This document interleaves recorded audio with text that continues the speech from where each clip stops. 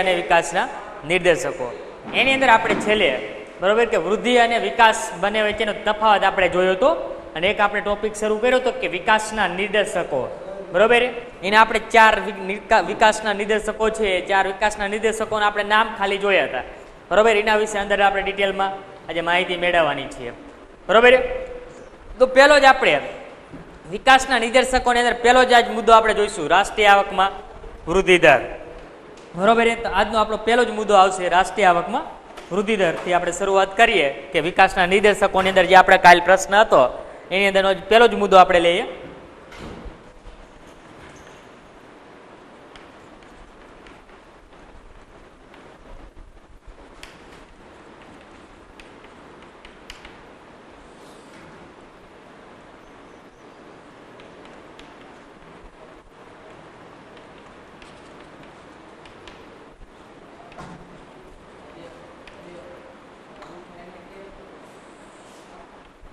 પહેલો જ આપણે વિકાસના નિર્દેશકોની અંદર રાષ્ટ્રીય આવકમાં વૃદ્ધિ દર. હવે રાષ્ટ્રીય આવકમાં વૃદ્ધિ દર એટલે શું કે દેશના તમામ નાગરિકોની જે કુલ આવક હોય, વાસ્તવિક જે આવક છે ને તેને આપણે રાષ્ટ્રીય આવક કહેવાય. પછી ભલે અમેરિકામાં જઈને આપણો ઇન્ડિયાનો માણસ ધંધો કરે અને પૈસા કમાતો હોય તો એ પણ આપણે રાષ્ટ્રીય આવકની અંદર સમાવેશ કરવામાં આવતો હોય છે. બરોબર, તો હવે આપણે જોઈએ કે રાષ્ટ્રીય આવક આપણે વિકાસના નિર્દેશકોની અંદર તો કે જો જે દેશની રાષ્ટ્રીય આવક કેવી હોય, વધારે હોય, બરોબર, તો એ દેશનો શું હોય, વિકાસ થયો છે તેમ કહેવાય. પણ જે દેશની રાષ્ટ્રીય આવક ઓછી હોય, બરોબર, તો એ દેશનો વિકાસ કેવો હોય, મંદ હોય, એટલે કે ઓછો થયો હોય છે. બરોબર, અથવા કોઈ પણ દેશની રાષ્ટ્રીય આવક એ થતી જ નથી હોતી. બરોબર, તો એ આપણે શું દર્શાવે છે કે પીછેહટની સ્થિતિ દર્શાવશે. જે આપણો વિકાસ થયો હોય, આપણે આગળ જતા તો હવે શું થઈ ગયું, વિકાસ ના થાય એટલે આપણે પાછળ જતા રહેતા હોઈએ છીએ. જે વિકાસ આપણે હતો અહીંયાથી આપણે નીચે આવતા રહેતા હોઈએ છીએ. જેથી આપણી જરૂરિયાતો હોય તો એ પણ આપણે સંતોષી શકતા હોતા નથી. બરોબર, તો આ આપણે રાષ્ટ્રીય આવકના વૃદ્ધિ દરની અંદર વિકાસમાં આપણે ભાગ ભજવતો હોય છે. તો એની અંદર આપણે જોતા જઈએ કે આ નિર્દેશક મુજબ જો દેશની વાસ્તવિક રાષ્ટ્રીય આવકમાં લાંબા ગાળા સુધી સતત વધારો થઈ રહ્યો હોય તો આર્થિક વિકાસ થયો ગણાય. બરોબર, કે દેશની રાષ્ટ્રીય આવકમાં તો આપણે પહેલો જ મુદ્દો લેવાનો રહેશે કે દેશની વાસ્તવિક રાષ્ટ્રીય આવકમાં લાંબા ગાળા સુધી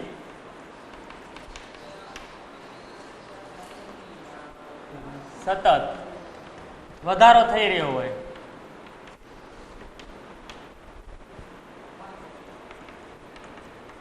તો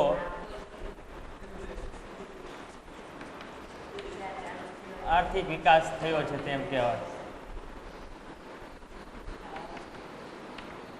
બરોબર, કે સતત આપણે લાંબા ગાળા સુધી આપણા દેશની જે વાસ્તવિક આવક છે, બરોબર, એની અંદર વધારો થતો હોય તો આપણે શું થયો, વિકાસ થયો છે.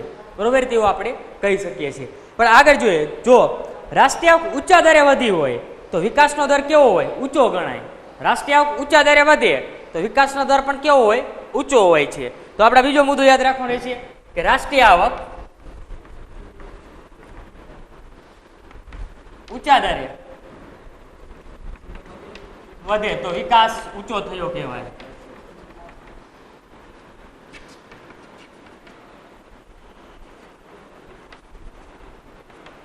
બરોબર, ઊંચા દરે વધે તો વિકાસ ઊંચો થયો છે, ઊંચા દરે વધ્યો છે.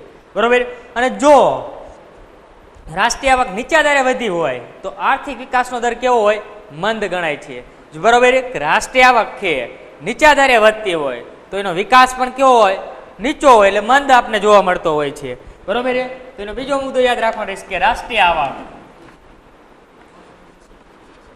નીચા દરે વધે તો વિકાસ મંદ થયો હોય છે. બરોબર, એટલે કે વિકાસ નીચો જતો હોય છે, એટલે ઓછી ઝડપે થતો હોય છે. અને જો રાષ્ટ્રીય આવકમાં વધારો ન થતો હોય તો સ્થગિતતાની અવસ્થા દર્શાવે છે. બરોબર, રાષ્ટ્રીય આવકમાં વધારો ના થાય તો શું થાય, આપણી જે સ્થિતિ હશે એ કેવી રહેશે, સ્થિર જેવી હોય એ જ પ્રમાણે રહે, એટલે કે સ્થગિત રહેતી હોય છે. બરોબર, તો એ મુદ્દો આપણે યાદ રાખવાનો છે કે રાષ્ટ્રીય આવકમાં વધારો ન થાય તો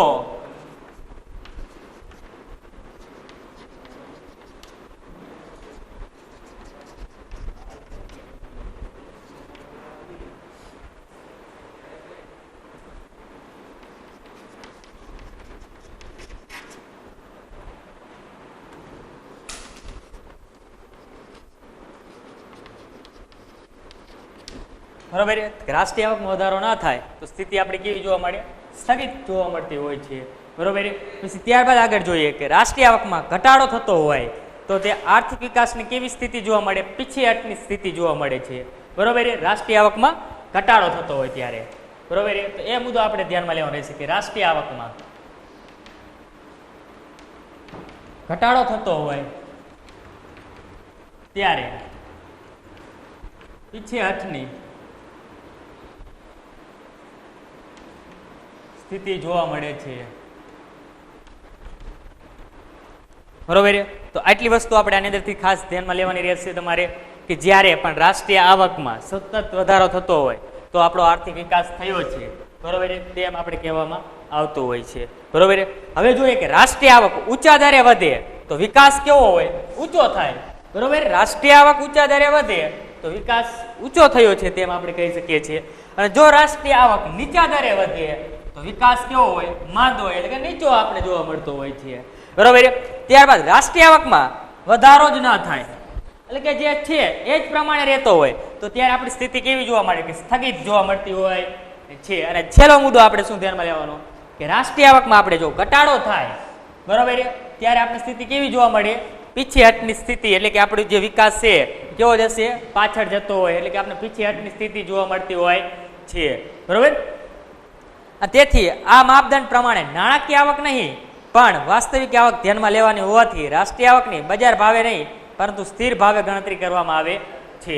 બરોબર. હવે આપણે જોઈએ કે આની અંદર આપણે બજાર ભાવ નક્કી નથી કરતા હોતા. બરોબર. જે સ્થિર ભાવ હોય એના આધારે જ આપણે રાષ્ટ્રીય આવક નક્કી થતી હોય છે. અને રાષ્ટ્રીય આવકની અંદર આપણે જોઈએ કે આપણી વાસ્તવિક આવક ધ્યાનમાં લેવામાં આવતી હોય છે. બરોબર. હવે પછી આપણે દેશના કોઈ પણ નાગરિક હોય બહારના દેશમાં જઈને પણ ધંધો કરીને પૈસા કમાવે ને તો એનો પણ રાષ્ટ્રીય આવકની અંદર સમાવેશ થાય. બરોબર. એવું નહીં માનવાનું કે એમનો ના સમાવેશ થાય. બરોબર. તો આ આપણે તો રાષ્ટ્રીય આવકની અહીંયા સુધી આપણે એટલી સમજૂતી આપણે યાદ હોવી જોઈએ. હવે એની આપણે કોષ્ટક એક આપેલું છે કે રાષ્ટ્રીય આવક માટેનું. બરોબર. કોષ્ટક આપણે સમજવાનું રહેશે. આપણે 5 દેશો આપેલા છે અને એનો રાષ્ટ્રીય આવક વાર્ષિક ટકાવારીમાં કેટલો વૃદ્ધિ દર થાય છે 2014નું કોષ્ટક છે. અને જે કોને બહાર પાડેલું હોય તેનો વિશ્વ બેંક આપણી જે હોય તેમને આ બહાર પાડેલું કોષ્ટક છે. વિશ્વ બેંકે તેનું કોષ્ટક લઈએ આપણે.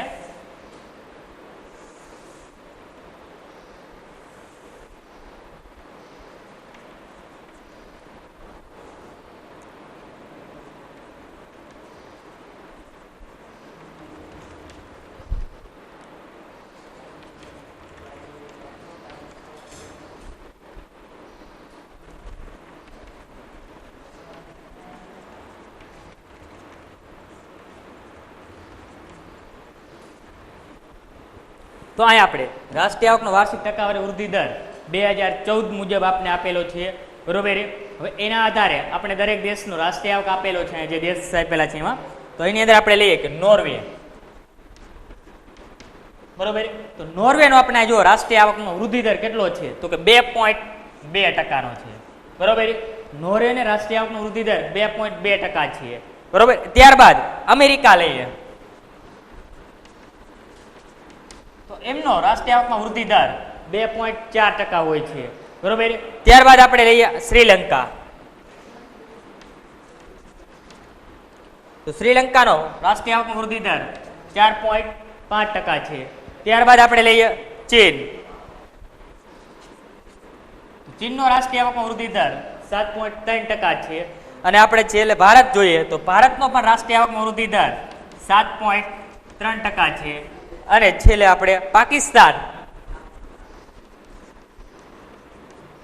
તો પાકિસ્તાનનો રાષ્ટ્રીય આવકમાં વૃદ્ધિ દર 4.7% છે. બરોબર. તો આ કોષ્ટક ઉપરથી આપણે એની સમજૂતી આપણે જો જ્યારે પણ મેળવવાની થાય તો તમે આના ઉપરથી સરળતાથી આપણે લખી શકીએ. બરોબર. તો પહેલો જ મુદ્દો આપણે શું તમે ધ્યાનમાં લઈ શકો કે આપણું ભારત દેશની વાત પહેલા તો જોઈ લેવાની આપણે કે ભારત દેશનો રાષ્ટ્રીય આવકમાં વૃદ્ધિ દર કેટલો આપને આપેલો છે કે 7.3% છે. જે અન્ય દેશો એટલે કે જે અન્ય દેશો એટલે કયા છે કે નોર્વે, અમેરિકા, શ્રીલંકા અને પાકિસ્તાન. બરોબર. તેમના કરતા ભારતનો રાષ્ટ્રીય આવકનો વૃદ્ધિ દર કેવો છે? વધારે જોવા મળે છે. એટલે કે ભારત વિકાસશીલ દેશ તરીકે અથવા વિકાસની પ્રગતિમાં હોય તેવું આપને લાગે છે.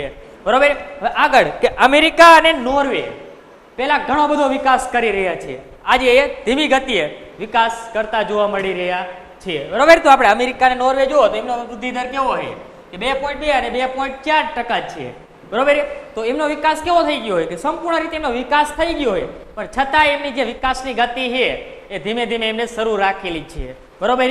એમને એવું હાવ નથી કર્યું કે વિકાસ નથી જ કરવો, એવું નક્કી કોઈ દેશ કરે ના કરતા હોય, બરોબર. એમનો સંપૂર્ણ રીતે વિકાસ થઈ ગયો તો એમ છતાં પણ નોર્વે અને અમેરિકા જેવા દેશો છે એ પણ વિકાસની ગતિ કેવી અત્યારે જોવા મળે છે એની અંદર આપણને ધીમી જોવા મળતી હોય છે. અને જ્યારે ચીન અને ભારત નો રાષ્ટ્રીય આવકનો વૃદ્ધિ દર આપણે કેવો જોવા મળે, સરખો જોવા મળતો હોય છે, બરોબર.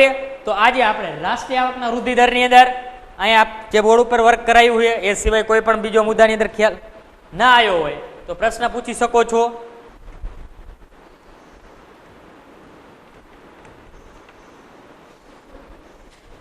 તો અહીંયા આપણે કોષ્ટકની સમજૂતી અથવા કોષ્ટકની રજૂઆત આપણે હવે જોઈએ, બરોબર. તો એની અંદર આપણે પહેલો જ મુદ્દો શું લેવાનો રહેશે કે પહેલો જ મુદ્દો આપણે યાદ રાખવાનો, આપણો દેશ ક્યાં છે, કેટલો આપણા દેશનો રાષ્ટ્રીય આવકમાં વૃદ્ધિ દર છે, બરોબર. પહેલો જ મુદ્દો આપણે આ યાદ રાખી લેવાનો, પાઠ્યપુસ્તકની અંદર આધારે ના યાદ રાખતા, હું તમને સરળતાથી યાદ રહે એ માટેની આપણે સ્ટ્રીક આપણે અપનાવી લઈએ, બરોબર. તો પહેલા તો ભારતનો રાષ્ટ્રીય આવકમાં વૃદ્ધિ દર 7.3% છે, બરોબર. તો પહેલો જ મુદ્દો તમારે આ કોષ્ટકની જ્યારે પણ રજૂઆત કે સમજૂતી લખો ત્યારે પહેલો મુદ્દો લખવાનો રહેશે. તો એની અંદર આપણે લઈએ કે ભારતનો રાષ્ટ્રીય આવકમાં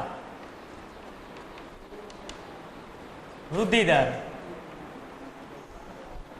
7.3% છે, બરોબર. તો પહેલો જ મુદ્દો આપણે યાદ રહી જાય કે ભારતનો રાષ્ટ્રીય આવકમાં, બરોબર, વૃદ્ધિ દર કેટલો છે 7.3% છે. કયા વર્ષની બોલે 2014, બરોબર. 2014 ની આપણે આંકડાકીય માહિતી આની અંદર આપેલી છે એના આધારે હવે આપણે આગળનો મુદ્દો શું લેવાનો, આગળનો મુદ્દો આપણે લઈશું કે ભારતનો રાષ્ટ્રીય આવકનો વૃદ્ધિ દર, બરોબર, નોર્વે, અમેરિકા, શ્રીલંકા અને પાકિસ્તાન કરતા કેવો છે, વધારે છે, બરોબર. તો યાદ આપણે આગળનો મુદ્દો લેશું કે નોર્વે, અમેરિકા, શ્રીલંકા અને પાકિસ્તાન કરતા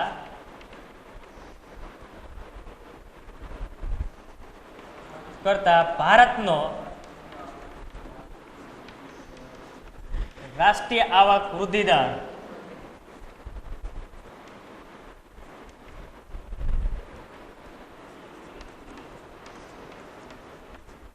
વધારે છે, બરોબર.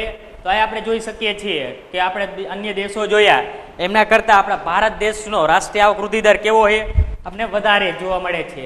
તેથી ભારત દેશ વિકાસશીલ દેશ છે, બરોબર. તો અહીં લખી શકીએ આપણે, તેથી ભારત દેશ વિકાસશીલ દેશ છે, બરોબર. એટલે આપણા દેશની અંદર આપણે જોઈ શકીએ છીએ કે રાષ્ટ્રીય આવકનો વૃદ્ધિ દર વધારે એમ આપણો દેશ કેવો હોય, વિકાસશીલ બનતો હોય છે, બરોબર. પછી આગળનો મુદ્દો આપણે શું લેશું કે જ્યારે ભારત અને ચીનનો રાષ્ટ્રીય આવકમાં વૃદ્ધિ દર આપણે કેવો જોવા મળે છે, સરખો જોવા મળે છે. તો આગળનો આપણે ત્રીજો મુદ્દો એ લેવાનો રહેશે કે ભારત અને ચીનનો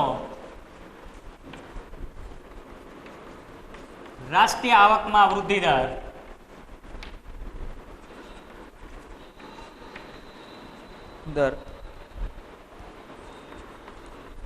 સરખો છે. અને છેલ્લો મુદ્દો આપણે શું લઈ લેવાનો, તો અમેરિકા અને નોર્વે જેવા દેશો આપણે લઈ લઈએ છેલ્લે, બરોબર. તો કે અમેરિકા અને નોર્વે, બરોબર, આગળના વર્ષોમાં ઘણો બધો વિકાસ કરી રહ્યા છીએ, તેમ છતાં આજે તેમનો વિકાસ કેવો છે, ધીમી ગતિએ જોવા મળી રહ્યો છે, બરોબર. એટલે કે 2 થી 3% વિકાસના દરે આપણને જોવા મળી રહ્યો છે. તો હવે આગળનો મુદ્દો લઈશું કે અમેરિકા અને નોર્વે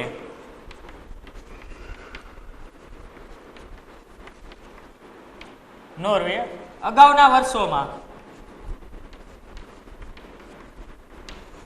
ઘણો બધો વિકાસ કરી ગયા છે, તો ઘણો બધો વિકાસ કર્યો છે,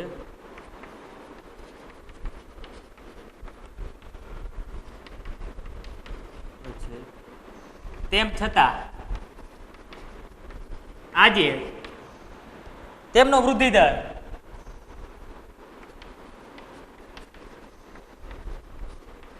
દર 2 થી 3% જેટલો રહ્યો છે. તો આપણે કોષ્ટકની સમજૂતી હવે સરળતાથી યાદ તમે રાખી શકો. બરોબર છે. એક પણ મુદ્દો તમારે ગોખવા જવો પડે એવો નથી. બરોબર છે. અહીંયા ખાસ ધ્યાન રાખજો. તો હવે આપણે જોઈએ કોષ્ટક. તો પહેલા આપણે યાદ હોવું જોઈએ કે નોર્વેનો રાષ્ટ્રીય આવક વૃદ્ધિ દર કેટલો, તો અમેરિકાના કેટલો છે. બરોબર. શ્રીલંકા, ચીન, ભારત અને પાકિસ્તાન આટલા દેશો લઈ શકો. ને આંકડાકીય માહિતી તમારે સાચી લેવી પડે પરીક્ષાની અંદર પ્રશ્ન પૂછાય ત્યારે. બરોબર. તમારે કાલ્પનિક આંકડા હાલે નહીં. તો ખાસ તમારે આંકડાકીય માહિતી પણ આ કરવાની રહેશે. તો પેલું જ આપણે લઈ લઈએ નોર્વે. તો નોર્વેનો આપણે જોઈએ રાષ્ટ્રીય આવક વૃદ્ધિ દર કેટલો છે, 2.2%. ત્યારબાદ આપણે આવશે અમેરિકા. તો અમેરિકાનો રાષ્ટ્રીય આવક વૃદ્ધિ દર કેટલા ટકા છે, 2.4%. ત્યારબાદ આપણે આવે શ્રીલંકા. તો શ્રીલંકાનો રાષ્ટ્રીય આવક વૃદ્ધિ દર કેટલો છે, 4.5%. ત્યારબાદ આવશે ચીન. તો ચીનનો રાષ્ટ્રીય આવક વૃદ્ધિ દર કેટલો છે, 7.3%. ત્યારબાદ આવશે ભારત. તો ભારતનો રાષ્ટ્રીય આવક વૃદ્ધિ દર કેટલો છે, 7.3%. અને છેલ્લે આપણે પાકિસ્તાન કે જેમનો રાષ્ટ્રીય આવક વૃદ્ધિ દર આપણે કેટલો જોવા મળે કે 4.7%. બરોબર. તો આ દરેકની આપણે આંકડાકીય માહિતી રાષ્ટ્રીય આવક વૃદ્ધિ દરની યાદ હોવી જોઈએ. ત્યારબાદ એની આપણે સમજૂતી લેવાની રહેશે. તો સમજૂતી લો એટલે પહેલો જ મુદ્દો આપણે લેવાનો કે આપણા દેશનો રાષ્ટ્રીય આવક વૃદ્ધિ દર કેટલો છે. બરોબર.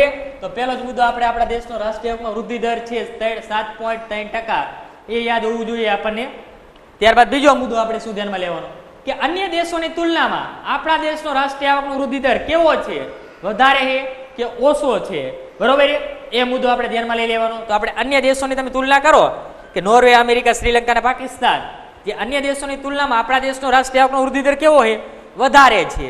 તેથી આપણે કહી શકીએ કે આપણો ભારત દેશ અથવા ભારત કેવો દેશ છે, વિકાસશીલ દેશ તરીકે ઓળખાતો હોય છે.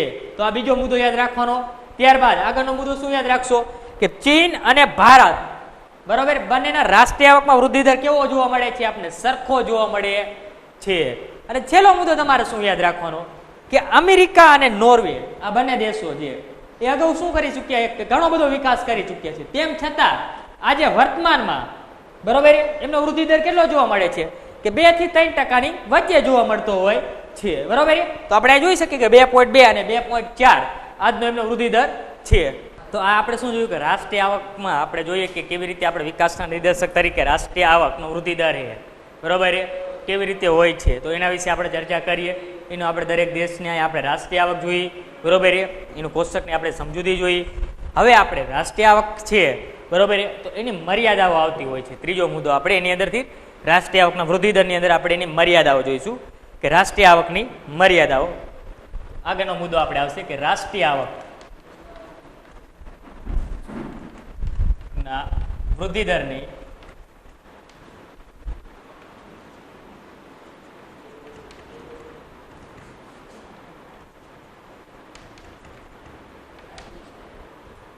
તો આપણે એની મર્યાદાઓ જોઈએ.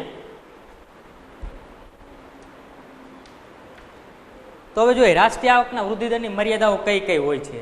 તો એની અંદરનો આપણે પહેલો જ મુદ્દો આવશે કે રાષ્ટ્રીય આવક જે છે ને એ આપણે ગણતરી કરવી કેવી હોય, મુશ્કેલ હોય છે. બરોબર. તો આપણો પહેલો જ મુદ્દો એ યાદ રાખવાનો રહેશે કે રાષ્ટ્રીય આવક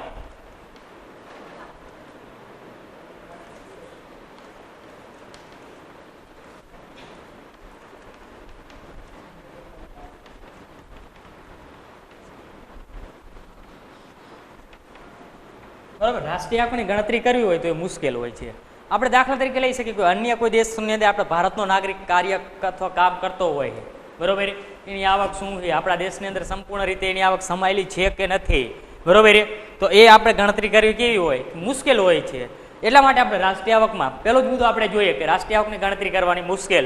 તો એની અંદર આપણે શું કહેવામાં આવેલું છે તો કે બેવડી ગણતરી અને સ્વ વપરાશની વસ્તુઓ, ઘસારો, જાણવાની મુશ્કેલી, ગેરકાયદેસર આવક, કર ટાળો, કર ચોરી જેવી પ્રવૃત્તિઓ, સાટા પદ્ધતિ, નિરક્ષરતા, એક કરતાં વધારે વ્યવસાયમાં રોકાયેલા લોકો જેવા કારણોસર દેશની રાષ્ટ્રીય આવક અને સાચો વૃદ્ધિ દર જાણી શકાતો નથી. તેથી દેશ રાષ્ટ્રીય આવકનો સાચો માપદંડ ગણાતો નથી. તો આપણે જોઈ શકીએ છીએ કે એક વ્યક્તિ એ બે કોઈ પણ વસ્તુની અંદર કાર્ય કરતો હોય છે, બરોબર, તો એની આપણે બે આવકની અંદર આપણે સમાયેલી નથી હોતી. એ સિવાય ઘણા બધા લોકો એવા છે કે ટેક્સ ભરવાને ઓલે, બરોબર, એમની આવક દર્શાવતા પણ નથી હોતા, બરોબર, એની આવક છુપાવતા હોય છે. અથવા ઘણી બધી આપણે સાટા પદ્ધતિને લીધે પણ આવક આપણી દર્શાવવામાં નથી આવતી હોતી, અથવા ગેરકાયદેસરની કોઈ આવક હોય તો એને પણ આપણે દર્શાવતા હોતા નથી, બરોબર. તો આ બધી જ આવકોને શું કરી આપણે દર્શાવવામાં નથી આવતી, જેના લીધે આપણા દેશની જે રાષ્ટ્રીય આવક છે એની ગણતરી કેવી આવે છે, ઓછી આવતી હોય છે, બરોબર. એટલા માટે જ આપણે પહેલી મર્યાદા શું જોવાની કે રાષ્ટ્રીય આવકની ગણતરી કેવી થાય, મુશ્કેલ હોય છે કે બધી જ આવકો જે વ્યક્તિ કમાય છે એ બધી જ રાષ્ટ્રીય આવકની અંદર દર્શાવવામાં આવતી હોતી નથી, બરોબર. ત્યારબાદ આપણે જોઈએ કે એક્ઝામ્પલ તરીકે કે આપણા ઘરની જ આવક આપણે લઈએ તો આપણા ઘરની આવક કોઈ આપણે પૂછવા નહીં આવે કે તમારી આવક કેટલી છે, બરોબર. કોઈ પૂછવા આવે ના આવે તો એ આપણી આવક જે રાષ્ટ્રીય આવકની ગણતરી કરે એની અંદર આવતી હોય ના આવતી હોય, પણ શું છે કે જે તમારી આવક છે ને એ અનુમાન દર્શાવી અને એ લખી વાળતા હોય કે આ ભાઈ છે તેમને આટલી જમીન છે તો એમને આ પ્રમાણે આવક આવતી હોય છે, બરોબર. મૂળ તમારી આવક ક્યાં દર્શાવે છે પણ કેવી અંદાજિત, તમને ઘરે કોઈ પૂછવા નથી આવતા. અને બીજો મુદ્દો આપણે લેવાનો રહેશે ત્યારબાદ કે વસ્તી. તો વસ્તી છે એ પણ શું છે રાષ્ટ્રીય આવકની એક મર્યાદા છે, બરોબર. કે જેમ જેમ વસ્તી વધશે તેમ તેમ રાષ્ટ્રીય આવકમાં શું થાય વૃદ્ધિ દર થવાનો હોય નથી થવાનો, બરોબર. એમને જે પ્રાથમિક જરૂરિયાત છે એ લોકોને પૂરી પાડવી પડશે ને, જેની સામે આપણે રાષ્ટ્રીય આવકમાં શું થાય છે ઘટાડો જોવા મળશે, બરોબર. જેટલી વસ્તી વધે તેમ રાષ્ટ્રીય આવકમાં શું જોવા મળશે આપણને ઘટાડો જોવા મળતો હોય છે. તો એવી જ રીતે આપણે એને જોઈએ કે એકમાત્ર રાષ્ટ્રીય આવક જાણવાથી વિકાસનો સાચો ખ્યાલ આવી શકતો નથી. આપણે ખાલી રાષ્ટ્રીય આવક જાણીએ તો એની આધારે જ આપણે એમ ના કહી શકાય કે આપણા દેશનો વિકાસ થયો હોય. આપણા દેશની આપણે જોઈએ કે રાષ્ટ્રીય આવક કહી દો 50 જણા હોય ને 5 કરોડની આવક હોય તો આપણા દેશનો વિકાસ થયો એમ કહી શકો, બરોબર. 5 લાખ માણસો છે અને 5 કરોડની જ આવક હોય તો શું દેશનો વિકાસ થયો છે એવું નક્કી કરી શકો? ના કરી શકાય. કારણ કે રાષ્ટ્રીય આવકમાં જો આપણે જોઈએ આવક હોય પણ સામે આપણે વસ્તી પણ એટલી ને એટલી વધતી હોય છે, બરોબર. તેથી જે તે દેશની વસ્તીને પણ આપણે ધ્યાનમાં લેવી પડે છે અને તેના લીધે જ આપણી જે વસ્તી હોય છે એને પણ આપણે ધ્યાનમાં લેશું. તો એક આપણે જોઈએ નંબર 1 તો દેશ કરતાં દેશની રાષ્ટ્રીય આવક વધારે હોય તો દેશનો વિકાસ દેશ કરતાં વધારે ન કહેવાય, બરોબર. આપણે જોઈ શકીએ કે દેશ કરતાં દેશની રાષ્ટ્રીય આવક વધારે હોય તો આપણા દેશનો વિકાસ થયો છે તેમ ન કહેવાય. ક્યારેક આપણે કહીશું કારણ કે જો દેશની રાષ્ટ્રીય આવકની સાથે દેશની પણ ખૂબ ઝડપી વધતી જાય છે, બરોબર. દેશની રાષ્ટ્રીય આવક વધી છે એની સામે આપણા દેશની વસ્તી કેવી વધી ખૂબ ઝડપથી વધી રહી છે, બરોબર. 2021 ની અંદર નવી અપડેટ આવશે કે આપણા દેશની વસ્તીની. અત્યારે 2011 ની આપણે અપડેટ પ્રમાણે જોઈએ તો 121.02 કરોડ હોય આપણી વસ્તી.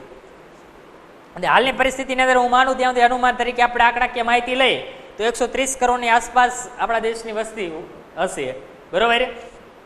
તો શું થયું આપણા દેશની અંદર રાષ્ટ્રીય આવકમાં પણ વધારો થાય સાથે સાથે વસ્તીમાં અહીંથી જો આપણે ઝડપી વધારો પણ જોવા મળે છે, બરોબર.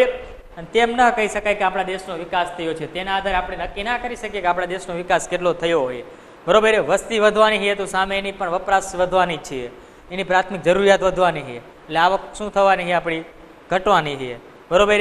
એક વ્યક્તિ છે દાખલા તરીકે આપણે એક્ઝામ્પલ તરીકે લઈ કે તમે એક વ્યક્તિ દિવસની અંદર 500 રૂપિયા કમાવો, જ્યારે તમારા ઘરની અંદર કેટલા 3 વ્યક્તિ છે ત્યારે 500 રૂપિયાથી તમે કઈ કઈ વસ્તુ ખરીદી શકો છો, બરોબર. એનું અનુમાન લેવાનું. ત્યારબાદ એક વ્યક્તિ 500 રૂપિયા કમાઈને ઘરમાં 10 વ્યક્તિ છે તો એમની ઘરની પરિસ્થિતિ શું છે એમ માનું કે આપણે સામેનો વ્યક્તિ 500 કમાઈને હું 500 કમાવું તો બંનેની સ્થિતિ સરખી હોય નહીં, હોય કે ના હોય? ના હોય. તમે સ્વાભાવિક છે આ ઉદાહરણ દ્વારા સમજી શકો, બરોબર. કે 3 વ્યક્તિ છે એની સ્થિતિ કેવી હશે? સારી હશે. જ્યારે એક ઘરની અંદર 10 કુટુંબ 10 વ્યક્તિ હશે એની સ્થિતિ કેવી હશે? વિકાસ નહીં થયો હોય, બરોબર, અથવા સ્થગિત રહેતી હોય. એમની પ્રાથમિક જરૂરિયાત સંતોષે થાય એમનો પગાર શું થાય 500 રૂપિયા વપરાઈ જતા હોય, બરોબર. એટલે એવું આપણે ના મનાય કે આ બંનેને વિકાસ થયો છે. બંને આવક તો સરખી જ કમાતા હતા ને બંને 500 પણ બંનેને ઘરની અંદર સભ્યોની સંખ્યા એટલે કે વસ્તીમાં શું એ ફેરફાર જોવા મળે છે. એટલે વસ્તીના આધારે નક્કી કરાય કે આપણે દેશનો રાષ્ટ્રીય આવકમાં વૃદ્ધિ દર કેટલો છે, બરોબર. એની અંદર જે વસ્તી વધે છે તો વસ્તી પણ શું છે રાષ્ટ્રીય આવકના વૃદ્ધિ દરની એક મર્યાદા છે.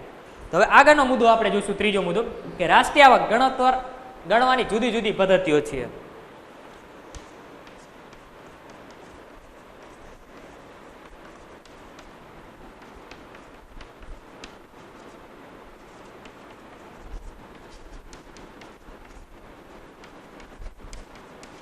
ત્રીજી મર્યાદા એની છે રાષ્ટ્રીય આવક આપણે ગણવાની કેવી છે પદ્ધતિઓ અલગ અલગ આપણે જોવા મળતી હોય છે, બરોબર. તો એની અંદર જોઈએ કે રાષ્ટ્રીય આવક ગણવાની જુદી જુદી પદ્ધતિઓને વિશ્વમાં ઉપયોગ થાય છે. આપણે જોઈએ કે રાષ્ટ્રીય આવક ગણવા માટેની પદ્ધતિઓ વિશ્વની અંદર અલગ અલગ રીતે થતી હોય છે. અને જેમ ઉત્પાદનની આવક અને ખર્ચની પદ્ધતિ મુખ્ય છે, તેની અંદર આપણે જોઈએ કે રાષ્ટ્રીય આવક ગણવા માટે પહેલી તો શું કયો નિયમ, ઉત્પાદન અને જે તમારો ખર્ચ છે એને મુખ્ય ગણવામાં આવે છે. રાષ્ટ્રીય આવક તમે ગણતરી કરો હો ને તેની અંદર કઈ બે વસ્તુને તમે મુખ્ય ગણશો? એક તો તમે ઉત્પાદન કરો તો તમારી આવક આવે, આવક આવે તો જ તમે ખર્ચ કરો, બરોબર? તો ખર્ચ કરો ક્યારે? તો તમારી આવક વધારે હોય તો વધારે ખર્ચ કરવાનો, તો તમારી જે ભૌતિક જરૂરિયાતો છે એ તમે મેળવતા હોઈએ છો.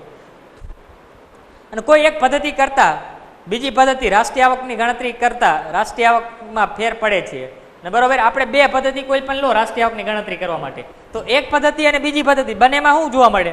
ફેર જોવા મળે, એટલે કે ડિફરન્સ જોવા મળતો હોય છે.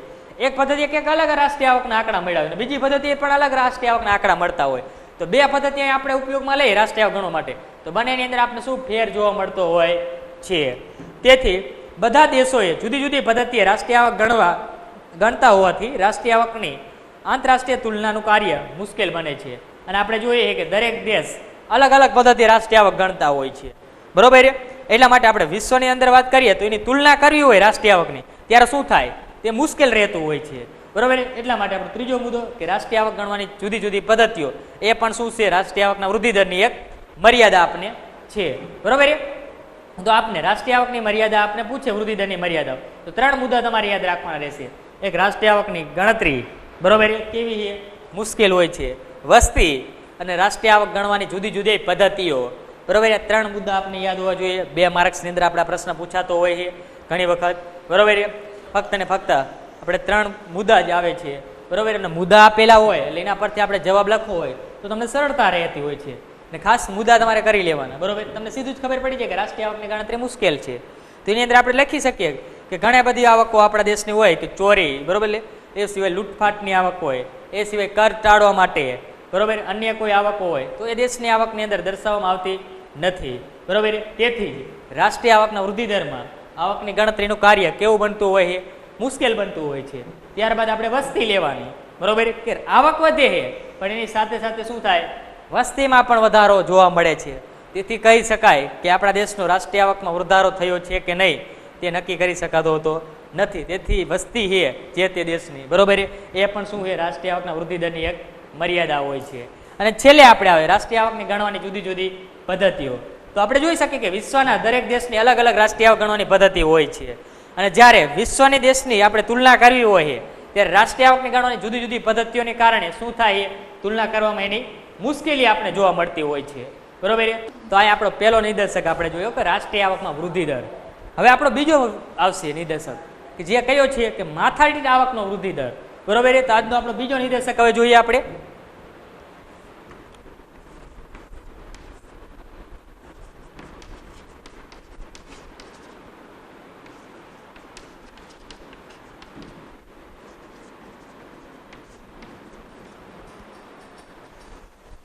એની અંદર પેલા તો આપણે એક ખ્યાલ હોવો જોઈએ કે માથાદીઠ આવક કોને કહેવાય, બરોબર? તો માથાદીઠ આવક આપણે 11મા ધોરણની અંદર ભણી તમે આવ્યા છો.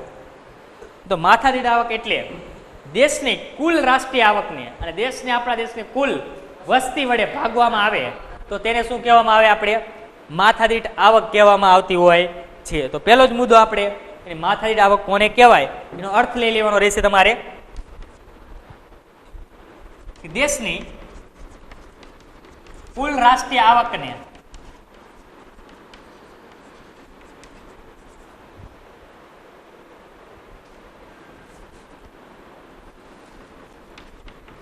તે આવકને દેશની કુલ વસ્તી વડે ભાગતા જે અંક મળે તેને માથાદીઠ આવક કહે છે.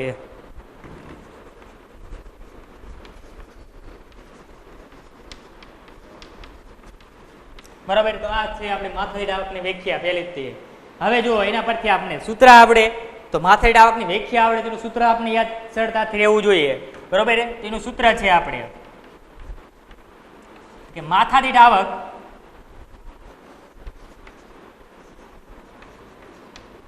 બરાબર શું આવે? કે દેશની કુલ રાષ્ટ્રીય આવક, બરોબર? તો આ લેવા રહેશે આપણે કે દેશની કુલ રાષ્ટ્રીય આવક છેદમાં દેશની કુલ વસ્તી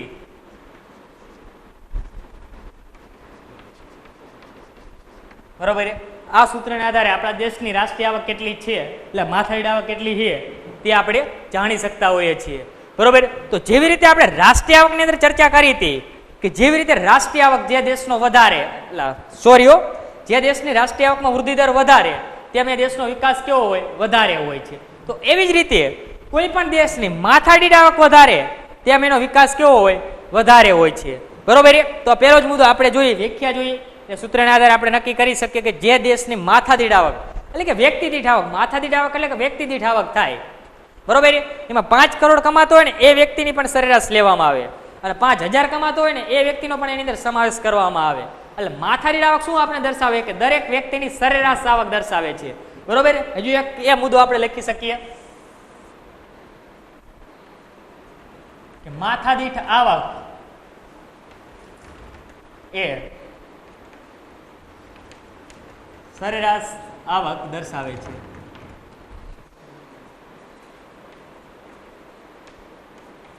બરોબર. કે માથાદીઠ આવક આપણે શું દર્શાવે? સરેરાશ આવક દર્શાવે છે. હવે એની અંદર જોઈએ કે જેમ માથાદીઠ આવક લાંબા ગાળા સુધી સતત વધારો થઈ રહ્યો હોય તો આર્થિક વિકાસ થયો છે. બરોબર. તેમ આપણે કહી શકીએ છીએ. તો આગળનો એની અંદર મુદ્દો લેવાનો રહેશે કે માથાદીઠ આવકમાં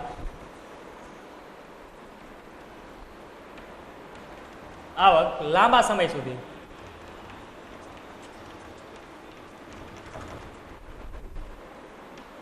સતત વધારો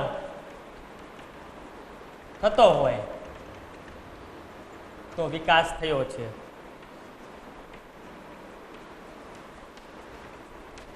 બરોબર. હવે જોઈએ આપણે કે માથાદીઠ આવકમાં સતત લાંબા સમય સુધી બરોબર વધારો થતો હોય તો શું થયું કહેવાય? તો વિકાસ થયો છે તેમ કહેવાય. અને જો આગળ આપણે જોઈએ અને માથાદીઠ આવક વધારે હોય તો વધારો દર કેવો હોય? ઊંચો હોય એટલે કે વિકાસનો દર ઊંચો હોય છે. બરોબર. તો એની અંદર આપણે જોઈએ માથાદીઠ આવકનો દર કેવો હોય? ઊંચો હોય તો વિકાસનો દર કેવો હશે? ઊંચો જ હોય છે. બરોબર. તો આગળનો મુદ્દો આપણે લેવાનો રહેશે કે માથાદીઠ આવકનો વૃદ્ધિ દર ઊંચો તો વિકાસનો દર ઊંચો હોય છે. બરાબર. કે માથાદીઠ આવકનો વૃદ્ધિ દર ઊંચો હોય તો એનો વિકાસનો દર પણ કેવો હોય? ઊંચો હોય છે. અને જો માથાદીઠ આવકનો વૃદ્ધિ દર નીચો હોય તો એનો વિકાસનો દર પણ કેવો હોય? માંદો હોય અથવા નીચો હોય છે. બરોબર. તો એ મુદ્દો આપણે લેવાનો રહેશે.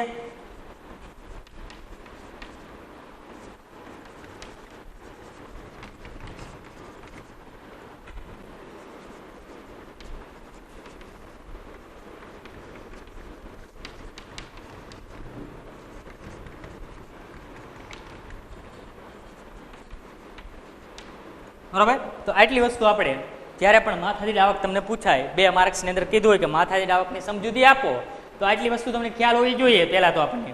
બરોબર. તો પહેલા આપણે એની વ્યાખ્યા યાદ હોવી જોઈએ કે માથાદીઠ આવક કોને કહેવાય? તો માથાદીઠ આવક કોને કહેવાય? કે દેશની કુલ વસ્તી છે એટલે કુલ રાષ્ટ્રીય આવક છે એને કુલ વસ્તી વડે આપણે ભાગવામાં આવે અને જે અંક આપણે મળે છે તેને આપણે માથાદીઠ આવક કહેવામાં આવતી હોય છે. એની માટેનું સૂત્ર આપણે જો ખ્યાલ આવી જવો જોઈએ કે માથાદીઠ આવક બરાબર શું આવે? કે દેશની કુલ રાષ્ટ્રીય આવકને કુલ વસ્તી વડે આપણે ભાગી વારીએ એટલે માથાદીઠ આવક આપણે મળતી હોય છે. ત્યારબાદ માથાદીઠ આવક આપણે કેવી આવક દર્શાવે? સરેરાશ આવક દર્શાવે છે દરેક વ્યક્તિની. બરોબર. અને આગળના મુદ્દા આપણે યાદ રાખવાનું કે જે દેશનો બરાબર લાંબા સમય સુધી સતત માથાદીઠ આવકમાં વધારો થતો હોય તો એનો વિકાસનો દરમાં શું થયો? આર્થિક વિકાસ થયો છે તેવું આપણે કહી શકાય. અને જો જે દેશનો માથાદીઠ વૃદ્ધિ દર ઊંચો તેમ એનો વિકાસનો દર કેવો થાય? ઊંચો થાય. અને જેનો માથાદીઠ આવકનો વૃદ્ધિ દર નીચો એ દેશનો વિકાસનો દર પણ કેવો હોય? નીચો હોય છે. બરોબર. તો આટલા મુદ્દા આપણે લખવાના રહેશે 2 માર્ક્સની અંદર તમારે કદાચ પૂછાય તો એવી જ રીતે આપણે અહીંયા પણ માથાદીઠ આવકને પણ આપણે જોઈએ કે દરેક દેશની કેટલી માથાદીઠ આવક છે એનું આપણે કોષ્ટક સમજવાનું રહેશે. બરોબર. તો આપણે લઈએ એનું કોષ્ટક અહીંયા.